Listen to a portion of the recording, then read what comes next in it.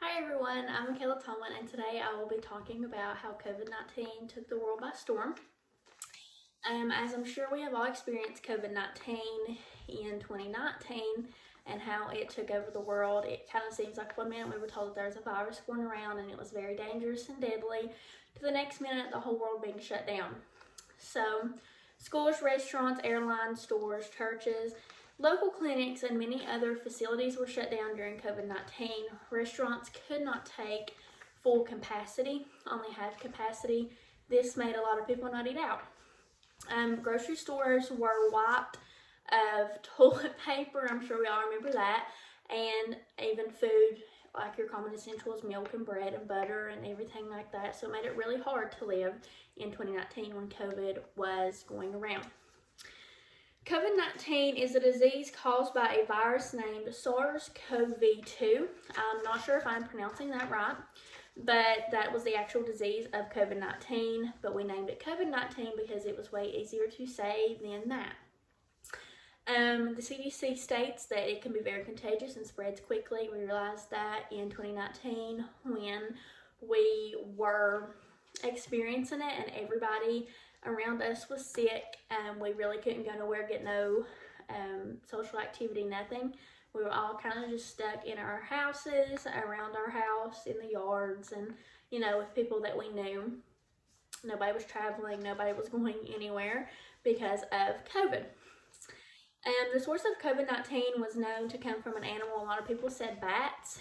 A lot of people also say that COVID-19 was going around in China way before it ever came to the United States, but it just was not publicly known. The big backstory is that congressmen from, I'm not exactly sure if it was congressmen, but business people, some people said congressmen, that had traveled to China for a big meeting, and they ended up getting infected with COVID-19, flew back to the States, and then that is when the craziness broke loose. COVID-19 was spreading everywhere. But a lot of people say that it didn't just come from the bats. Other domestic animals could be in play. And the NIH says scientific evidence far suggests that COVID-19 likely results from viral evolution in nature and jumped to people or through some identified animal host. So bats were in play, but so are other animals, possibly. That has not been studied any further. In the 20th century, people used farm animals as their workers, along with other workers, but farm animals were the main use to a farmer in the Middle Ages. These animals held diseases inside of them. So a lot of diseases that broke out in the Middle Ages were from animals, because farm animals are actually domestic animals along with bats and everything else. So they do not get proper vaccines to prevent the diseases from spreading to humans back in the Middle Ages. Now they have vaccines that they can get to just ensure that the diseases are not spread through humans. Common symptoms of COVID-19 are kind of like flu symptoms. The common cold, it's kind of just the cough, chills, freezing, shortness of breath, headaches, body aches, sore throat, runny nose. Just so when in 2019, when you got these symptoms, you thought, oh, it's just the flu, when actually it was COVID. A lot of people say this is how COVID spread so rapidly, is because people thought that they just had the common cold and flu and still went on with their daily activities and to work and stuff, but in reality they had COVID-19 and spread it without even knowing. The big symptom for COVID-19 is loss of taste or smell. Once somebody lost their taste and smell, they kind of realized that they had COVID-19. Then they went to get tested, ended up testing positive, most likely. And then they had to go through the whole process. I'm sure some of us know the process. Have you flew anywhere in the last 2 weeks? Who have you been around? Where have you been? You need to contact your family and friends and whoever you've been around and let them know that you do have COVID-19. And actually, when COVID-19 first came out, you had to quarantine, even if you didn't have COVID-19, but if somebody you knew had COVID-19. That changed a lot when the CDC started doing further research. Transmission of COVID-19, that it translates through people who are in close contact. For that, like an example would be conversational distance. This is why the CDC put in a 6 feet distance protocol that we all had to follow. The virus can spread from an infected person's mouth or nose in the same liquid particles when they cough, sneeze, speak, sing, or breathe, says the World Health Organization.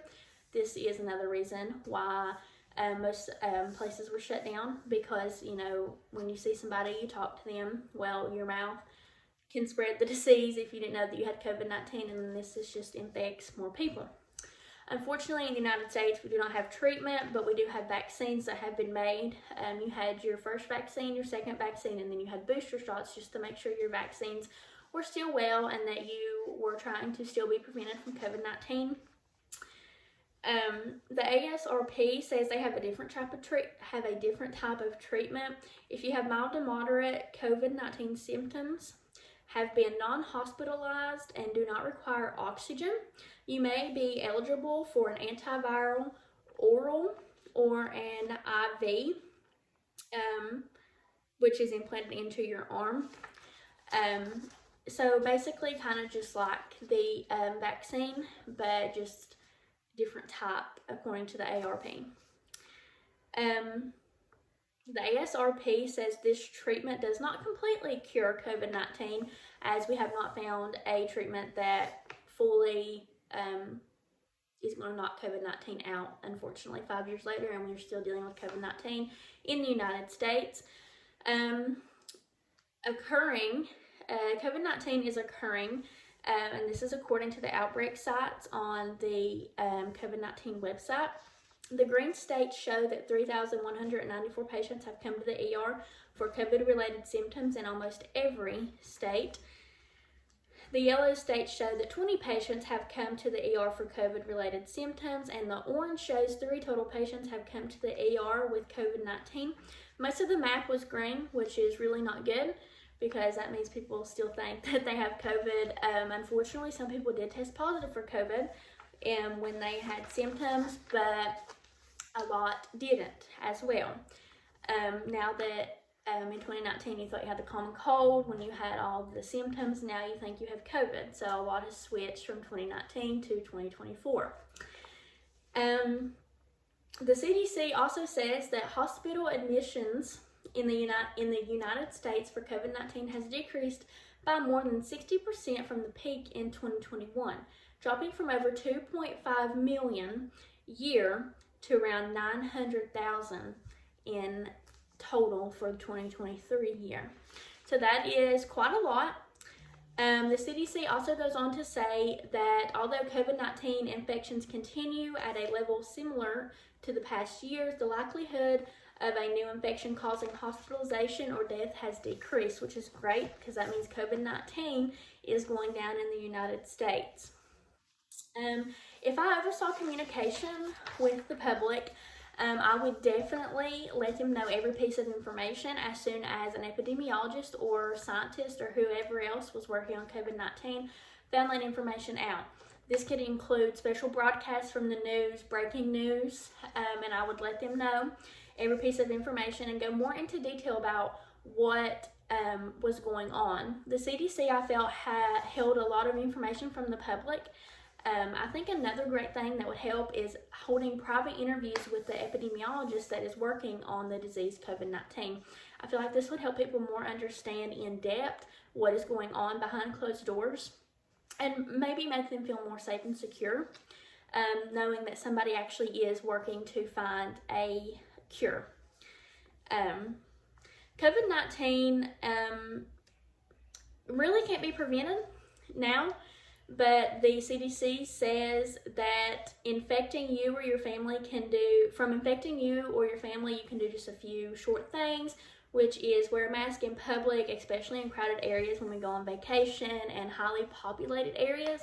Wearing a mask can always help. Continuing to social distance 6 feet or further, just for safer precaution. Only go places that you must go, such as the grocery store or, doctor's appointments, and spend no more than an hour in public places. Also, we can always wash our hands and sanitize whenever we need to. COVID-19 took over the world in 2019, and it is still occurring to trying to take over the world.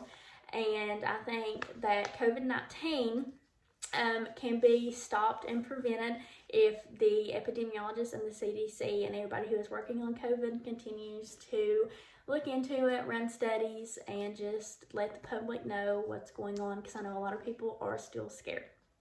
So thank you so much for sitting here and listening to me talk about COVID-19.